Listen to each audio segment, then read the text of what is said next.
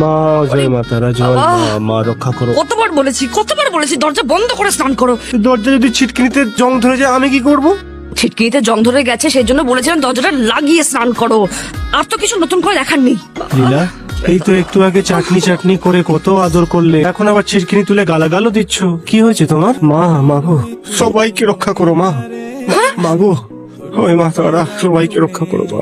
জাসালা কিনা আমাকে ওঠানোর জন্য হাত দেবে, নিচে চলে গেল।